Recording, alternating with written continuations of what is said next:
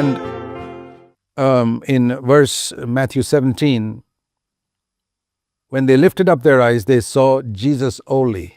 మత్తయి సువార్త 17వ అధ్యాయంలో మరలా మనం చూసినట్లయితే వారు కన్నులెత్తి చూడగా యేసు తప్ప మరెవరను వారికి కనపడలేదు. The others had disappeared.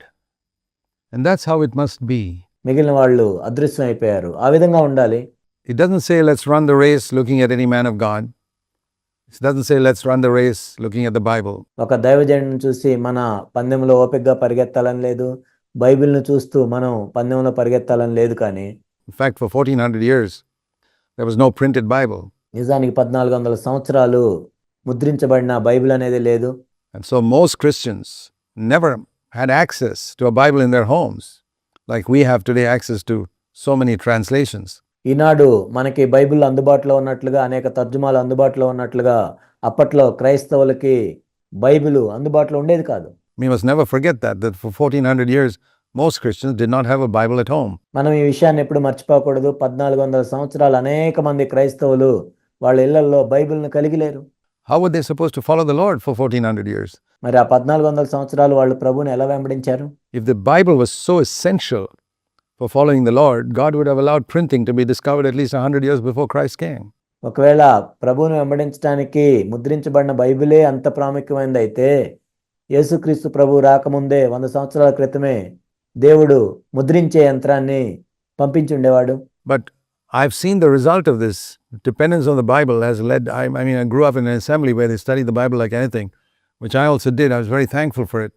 But I found it took away from dependence on the Holy Spirit.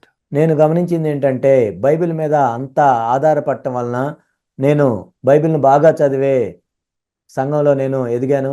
నేను కూడా బైబిల్ బాగా చదివాను. దాన్ని బట్టి నేను దేవునికి వందనాలు చెల్లిస్తున్నాను. అయితే అదేం చేసిందంటే పరిశుద్ధాత్మ మీద ఆధారపడకుండా ఉండేటట్లు చేసింది. So that's the balance we need. I believe in the study of the scriptures, and I've studied this book from cover to cover. ఆ సమతుల్యతను మనం కలిగి ఉండాలి. బైబిల్ని చదవాలి. నేను కవర్ టు కవర్ ఈ బైబిల్ని చదివాను. And I still study it.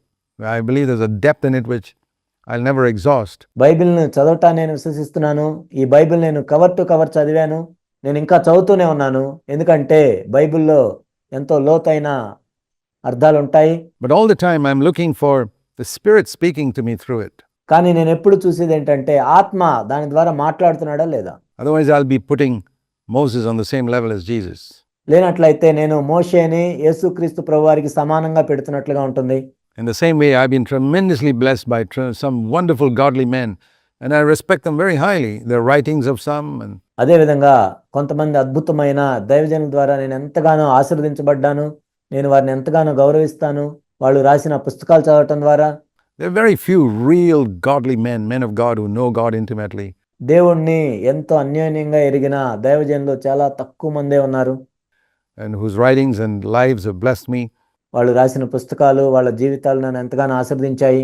But I've always gone beyond them to Christ. And like Paul said, follow me as I follow Christ. కానీ నేను ఎప్పుడు కూడా వాళ్ళను దాటి ప్రభు దగ్గరికే వెళ్ళాను.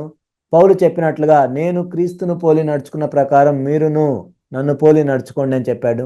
So we can follow a man as long as he's leading us closer and closer to Christ. If a time comes when he drifts away, we just stop looking at him and continue to follow Christ. ఒక వ్యక్తి మనల్ని క్రీస్తు వైపుకు నడిపిస్తూ ఉన్నప్పుడు మనము ఆ వ్యక్తిని వెంబడిస్తూ వెళ్ళాలి. ఎప్పుడైతే ఆ వ్యక్తి పక్కకు వెళ్ళిపోతాడో మనం ఇంకా క్రీస్తును చూస్తూ వెళ్ళాలి. That way we will never go astray. Impossible. ఆ విధంగా మనం దారి తొలగిపోయే అవకాశం ఉండదు.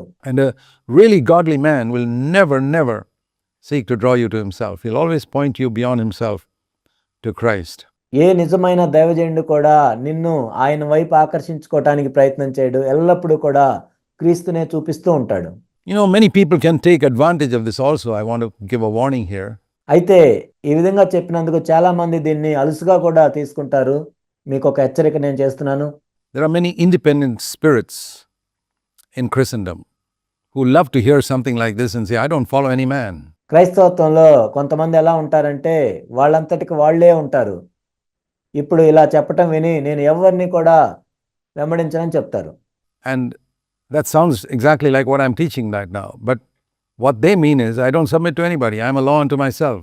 వాళ్ళు చెప్పేది విన్నప్పుడు ఇప్పుడు నేను మీకు బోధించింది ఒకేలాగా ఉంది అనిపిస్తుంది.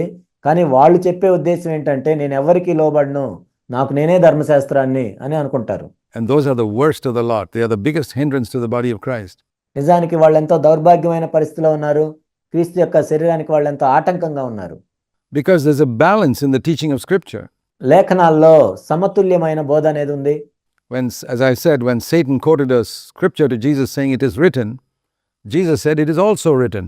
నేను ఇంతకు ముందు చెప్పినట్లుగా సైతాను యేసుక్రీస్తు ప్రభువుతో ఈ విధంగా రాయబడి ఉన్నది అని చెప్పినప్పుడు యేసుక్రీస్తు ప్రభు వారు సైతాన్తో ఈ విధంగా కూడా రాయబడి ఉన్నది అని చెప్పారు.